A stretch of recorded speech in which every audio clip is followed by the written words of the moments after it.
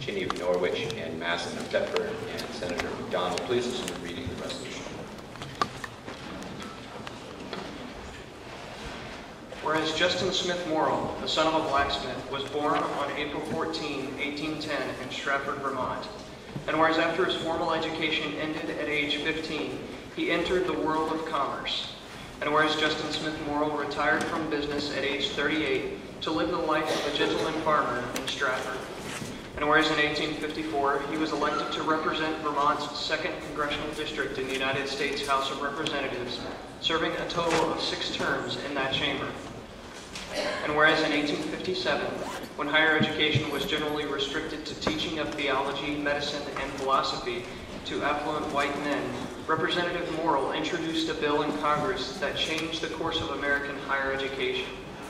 And whereas his legislation created a national system of land-grant colleges to teach subjects related to agriculture and mechanical arts to Americans from all walks of life, as Representative Morrill explained, in order to promote the liberal and practical education of the industrial classes. And whereas the University of Vermont is one of the nation's leading land-grant colleges, and whereas since the passage of the Land-Grant College Act in 1862, more than 23 million students have graduated from the 105 land-grant colleges it spawned.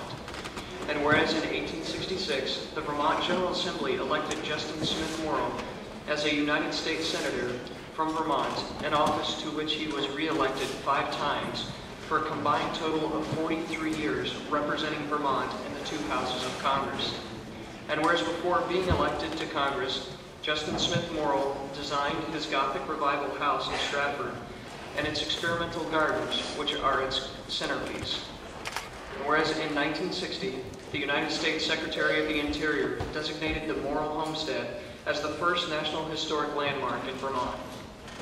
And whereas in 1969, the Justin Smith Morrill Homestead was donated to the state of Vermont to be open to the public as a Vermont historic site. And whereas April 14, 2010 marks the 200th anniversary of the birth of Justin Smith Morrill, the father of America's land-grant colleges. Now therefore be it resolved by the Senate and House of Representatives that the General Assembly is pleased to commemorate the 200th anniversary of the birth of U.S. Senator Justin Smith Morrill, the father of America's land-grant colleges. And be it further resolved that the Secretary of State be directed to send a copy of this resolution to the Stratford Town Clerk, to the Friends of the Morrill Homestead, to the Stratford Historical Society, and to the Vermont Division for Historic Preservation. You've heard the reading of the resolution. The question, shall the House adopt the resolution? Any part of you answer that question? If so, all those in favor, please signify by saying aye. Aye. Opposed, nay. The ayes appear to have it. The ayes do have it. You have adopted HCR 275. HCR 286. House